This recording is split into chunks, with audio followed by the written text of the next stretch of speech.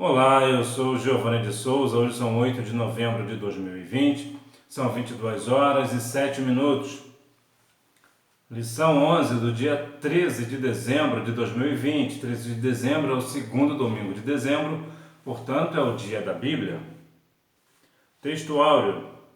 Ao aflito livra da sua aflição, e na opressão se revela aos seus ouvidos. Jó capítulo 36, versículo 15. Verdade prática. O sofrimento não deve ser visto apenas sobre o aspecto punitivo, mas principalmente educativo.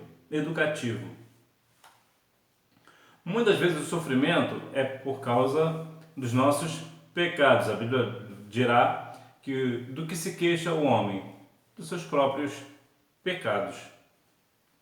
Entretanto, a questão do sofrimento não é sempre devido ao pecado. Às vezes é uma consequência de outrem, ou seja, alguém cometeu um erro e você acaba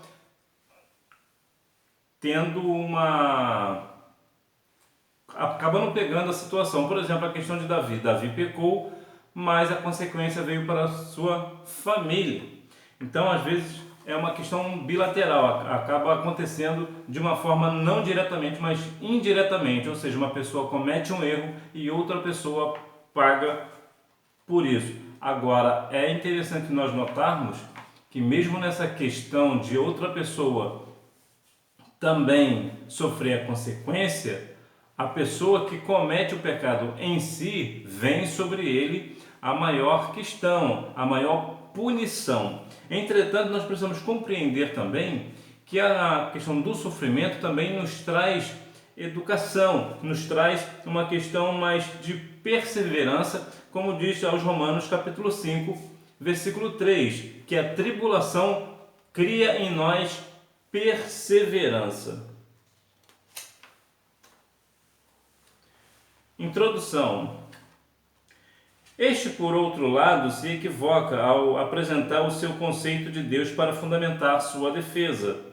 Assim, mostraremos que Eliú revela um Deus soberano que age segundo o seu conselho e não está obrigado a dar respostas ao homem, além de não haver qualquer injustiça em suas ações, pois, segundo o jovem amigo de Jó, o sofrimento é uma ação pedagógica de Deus para corrigir o homem. Em outras palavras, Eliú estava dizendo que somente uma pessoa que peca tem uma questão de punição, tem o seu sofrimento, ou seja, ele pecou, então ele tem um sofrimento, porque isso seria uma correção divina. Então nós já sabemos de antemão que não se aplica na questão de Jó, porque Jó não havia nele ali pecado. Então vemos que Eliú acabou fazendo uma questão, ele se equivocou na verdade, a palavra mais correta é essa mesmo.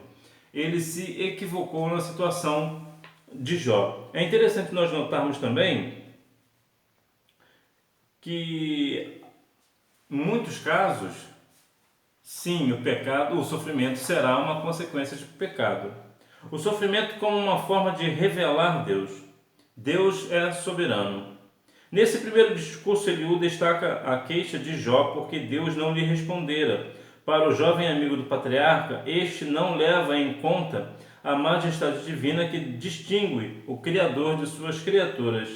Nesse sentido, Jó havia ignorado que Deus é infinitamente maior do que o homem e não precisa explicá-lo acerca de suas ações nem seu silêncio. Bem, nós sabemos que Deus é soberano, que Deus é o Criador.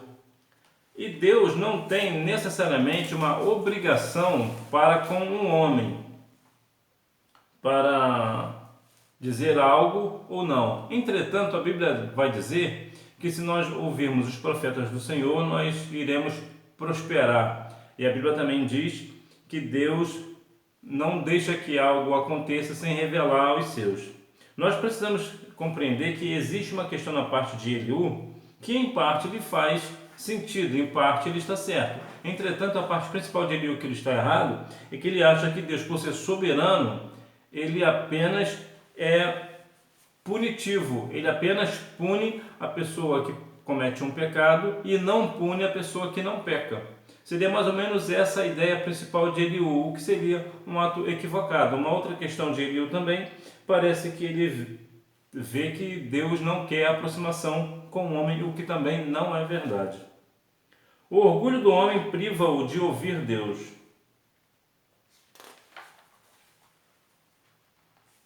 O jovem acredita que mesmo o patriarca, considerando-se moralmente puro, padece do pecado de orgulho. Na visão de Eliú, a revelação de Deus tem o propósito de livrar o homem da soberba que o conduziria à morte. Veja que, para Eliú, numa questão direta, Jó poderia não ter um pecado em si, como o adultério, por exemplo. Entretanto, ele tinha um pecado do orgulho, de não reconhecer isso, ou principalmente não reconhecer o seu erro, não reconhecer que está errado, ou coisas do gênero. Então vemos que Eliú, ele acaba fazendo um pré-julgamento, assim como os outros três, as outras pessoas também que foram ter com Jó. Inclusive, eu não consigo muito compreender a questão dos amigos de Jó, porque na situação em que Jó se encontrava, quem tem amigos como estes não precisava nem de inimigo, né?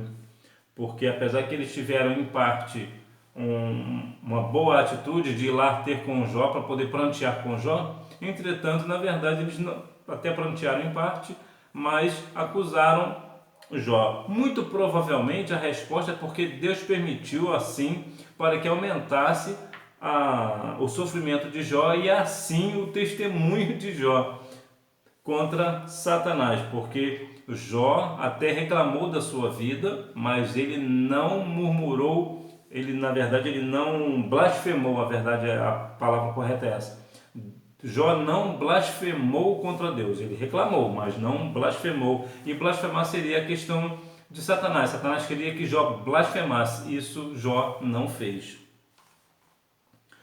Então vemos que a questão do orgulho, Jó também não tinha esse orgulho, não tinha esse pecado do orgulho nele. Muito pelo contrário, Jó, por ser reto e temente a Deus, e Ezequiel também vai comprovar isso, em Ezequiel 14 e 20. Então vemos que Jó era uma pessoa justa, então não tinha como haver nele nenhum pecado, inclusive o pecado do orgulho. O ministério da redenção.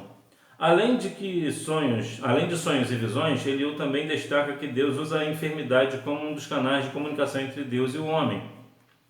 Por causa dela, ele pode enviar um anjo para anunciar a Jó o seu dever, dizer o que ele deve fazer e também interceder em favor da saúde do patriarca.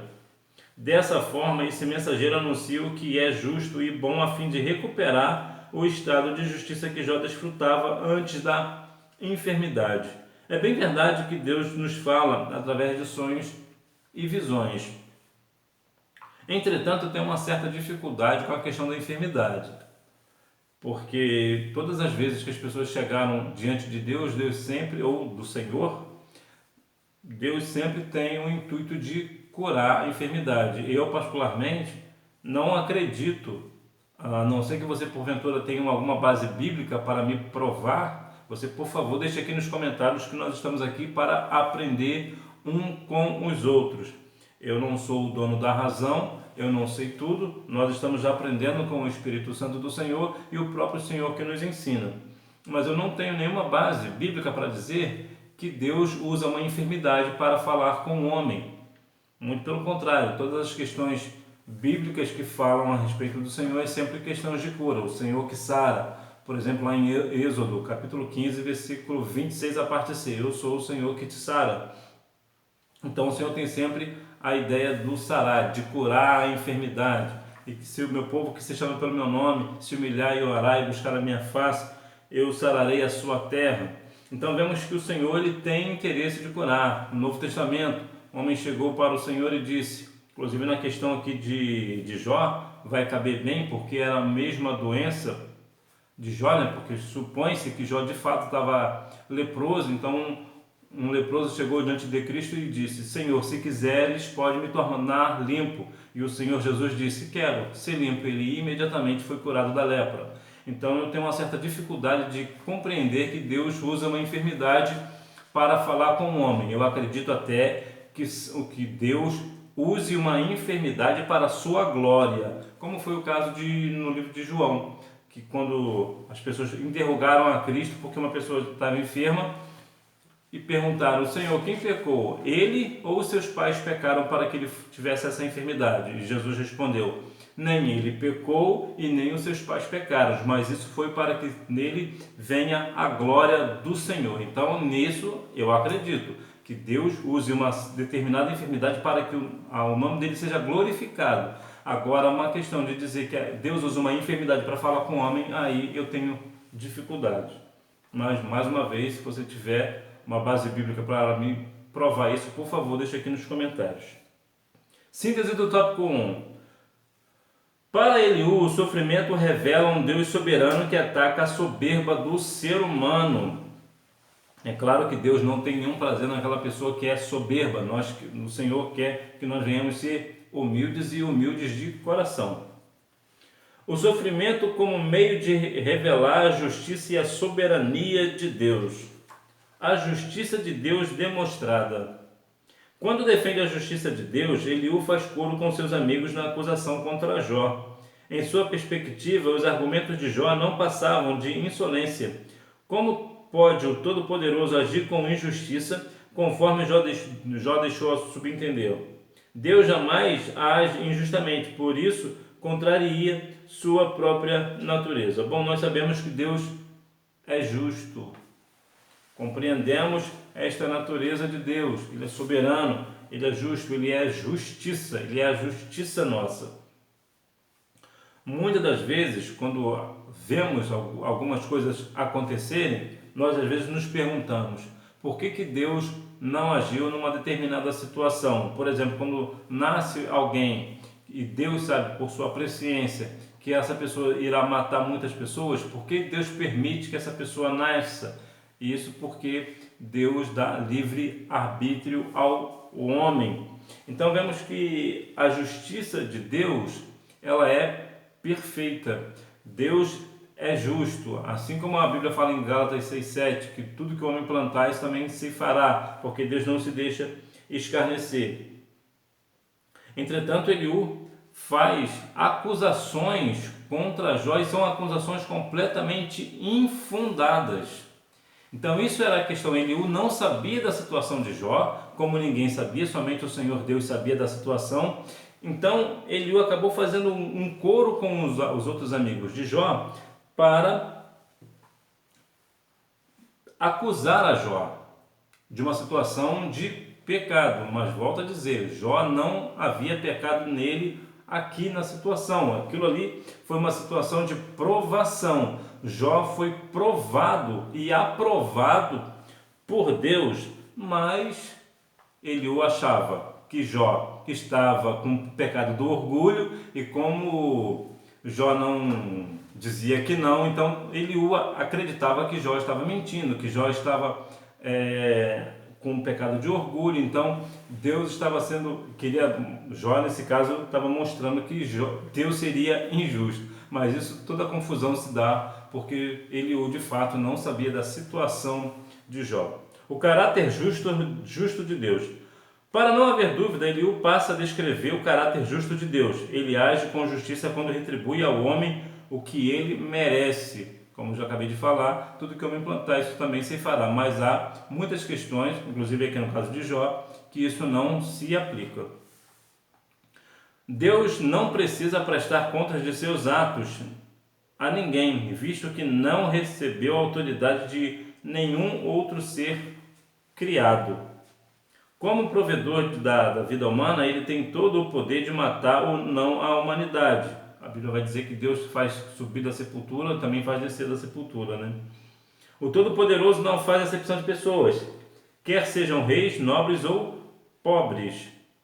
Deus é onisciente, como tal conhece os passos e as intenções de todos os homens sem precisar inquiri-los em juízo. Ele é justo para punir os maus.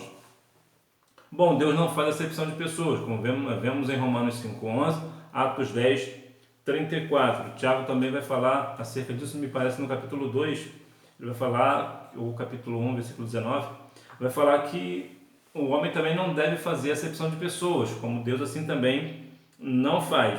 E é bom entender que Deus não faz acepção de pessoas, nem para salvar e nem para corrigir. Todos para Deus somos iguais.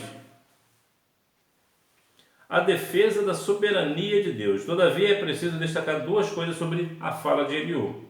Primeiramente, ele, assim como seus amigos, erra por partir do princípio de que Jó havia cometido o pecado. Em segundo lugar, ele o exalta apenas a justiça de Deus e nada diz acerca da sua misericórdia. Para ele, o Altíssimo havia posto sua justiça soberana acima do seu amor, o que é um erro crasso. Deus, sem dúvida alguma, é justo, mas grandiosamente amoroso e misericordioso. Muitas das vezes as pessoas não compreendem porque tantas pessoas que fazem o mal de repente se convertem a Cristo e agora é uma nova criatura. Essa resposta está em João 3,16, que Deus amou o mundo de tal maneira que deu seu único Filho para que todo aquele que nele crê não pereça, mas tenha vida eterna. E onde está aqui a chave? A chave está na tal maneira. É uma tal maneira que Deus amou o mundo que nós não compreendemos. Nós não conseguimos muitas vezes compreender por que uma pessoa outrora era uma pessoa terrível e agora é uma pessoa que professa a fé em Cristo e dá testemunho da verdade. Por quê? Porque Deus, apesar de ser um Deus justo, ele também é misericordioso e também amoroso. Então, Deus amoroso, quando alguém que é pecador, que na verdade todos nós somos pecadores, mas quando o pecador se arrepende e se apresenta diante do Senhor, Deus certamente o perdoará, porque Deus é rico em perdoar, como diz Isaías, capítulo 55, que o Senhor é grandioso em perdoar. Então o Senhor perdoa aquela pessoa e faz dele uma nova criatura. Entretanto, Eliú só fala da justiça de Deus, só fala da uma das partes das qualidades de Deus, das especificações, que Deus é justo. Sim, Deus é justo, mas ele também é misericordioso. Assim como fez com Ezequias, quando ele foi virar para a parede, que foi falado que ele iria morrer, Deus, por misericórdia, quando Ezequias disse: não, Senhor, olha a minha situação, veja como eu sou diante de ti. Aí o Senhor deu mais 15 anos, acrescentou mais 15 anos. Por quê? Porque Deus é misericordioso. Quando nós chegamos a Deus com o nosso coração contrito, o Senhor nos ouve, o Senhor responde às nossas orações. Então, a questão aqui é: Deus é justo? Sim, Deus é justo, mas Ele é amor e Ele é misericordioso. O sofrimento como um instrumento pedagógico de Deus.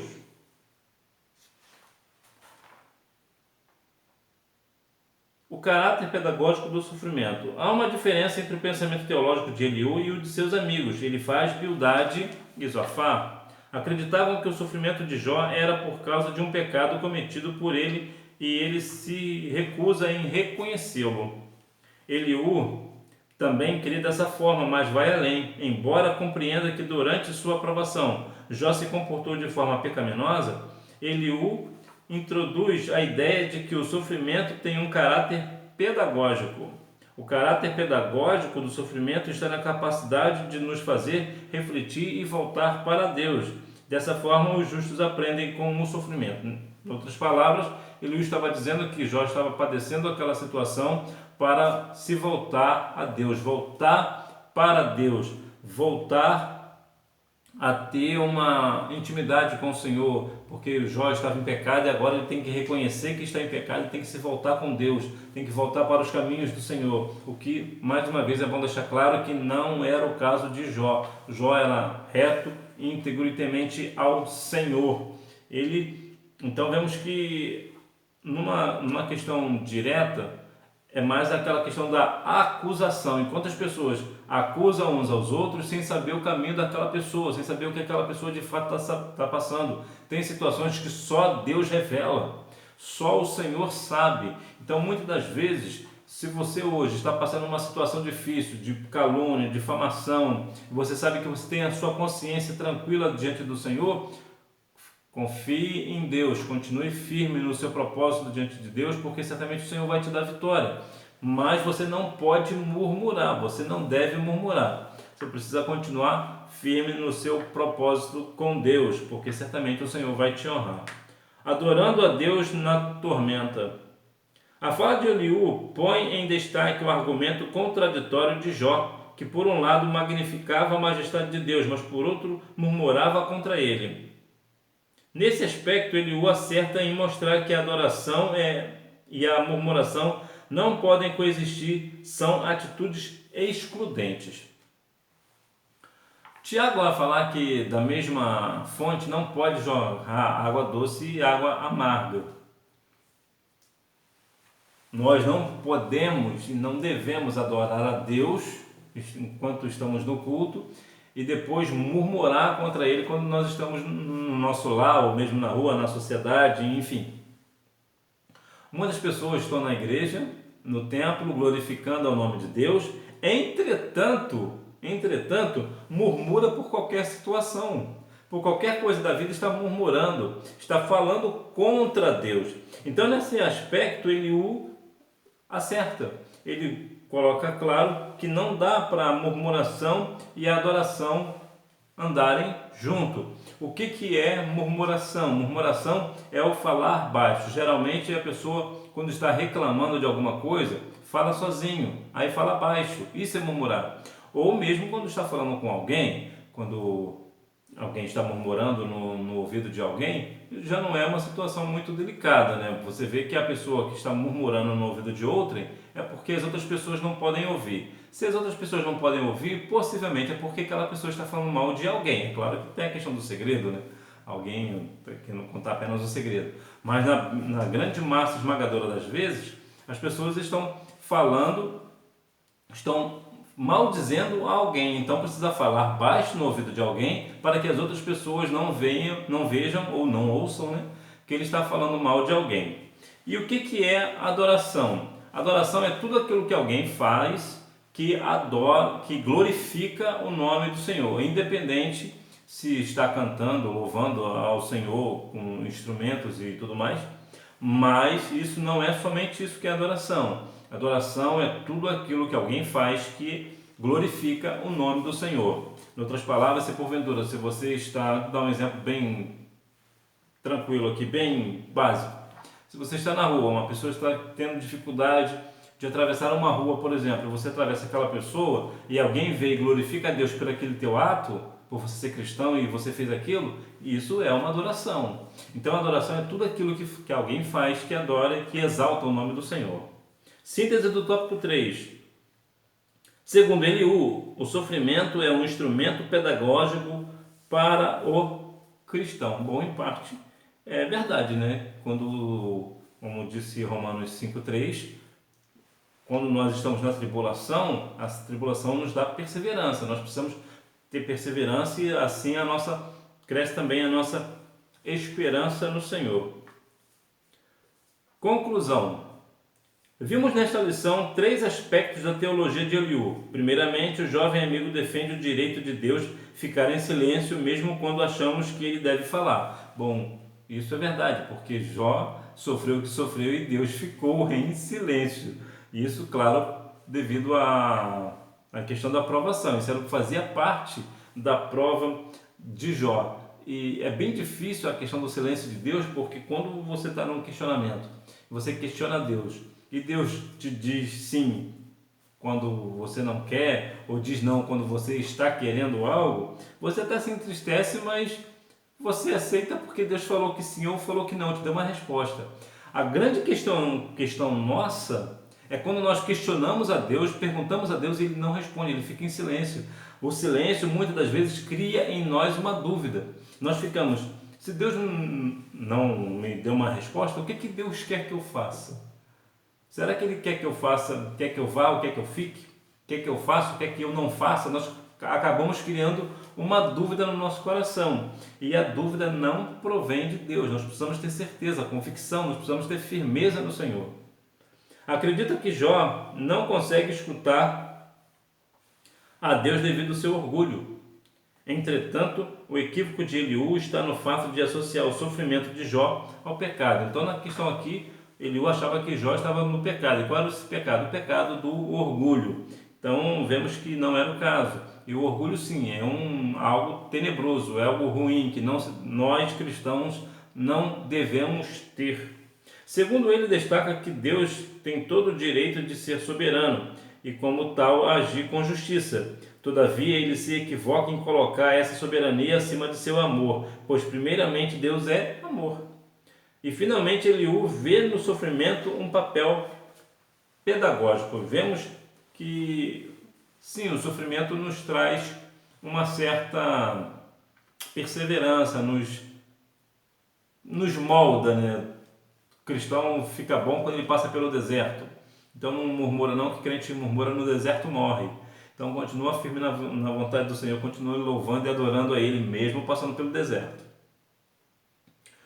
E Eliú coloca muita questão da soberania de Deus, mas ele se esquece de falar do quanto Deus é amor, o quanto Deus é amoroso, o quanto Deus é misericordioso, como Deus é grandioso em perdoar. Então vemos que Eliú comete uma questão terrível, um erro terrível, que é pensar que o sofrimento é uma forma de Deus corrigir o homem. Sim, em alguns casos, sim, é possível, mas não é sempre assim. Vemos como, mais uma vez, a questão de Davi. Deus corrigiu a Davi, a consequência, até porque a consequência do pecado, ela numa hora ou outra ela surgirá.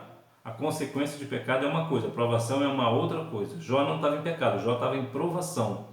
Provação é quando você está passando por uma situação que você não tem culpa nenhuma de estar passando aquilo. Era o caso de Jó. Jó era um homem reto, justo diante de Deus e estava sendo provado e foi aprovado, e diga-se de passagem, com muito louvor, né? Então vemos que a questão da correção divina do sofrimento não é bem o caso. Então vemos que Eliú se equivocou com Jó. Eliú achou que o sofrimento de Jó era apenas porque Jó estava em pecado, assim como os outros amigos de Jó. Como eu já falei, quem tem amigos como este não precisa nem de inimigos. Mas que Deus em Cristo continue abençoando a sua vida, você fique firme no seu propósito com o Senhor, mesmo se você porventura estiver passando por algum deserto. Infelizmente nós passamos por isso. Vemos que, na bem da verdade, nós estamos como se estivéssemos num ônibus. Já viu quando você vai pegar um ônibus e tu tem sempre um destino final num ônibus, mas ele sempre via algum lugar, ele sempre passa por algum lugar antes. Nós também somos assim, nós estamos indo rumo ao céu, mas o nosso caminho é sempre via deserto. De vez em quando nós vamos passar pelo deserto. Então, se porventura você está passando por um deserto hoje, fique firme na presença do Senhor, continue crendo nele, não duvide no seu coração, tenha fé que o Senhor certamente te dará vitória no tempo dele, segundo a vontade dele, porque para tudo Deus tem um propósito. Talvez no teu caso seja também de uma aprovação, para você ser aprovado ou aprovada nesta sua prova, nesse teu deserto. Então vai fazer com que você cresça espiritualmente diante do Senhor e com sua intimidade com o Senhor. Que Deus em Cristo continue abençoando a sua vida, que você tenha uma boa aula, não deixe de ir à escola bíblica dominical, porque quem faz a escola é o aluno. Tchau!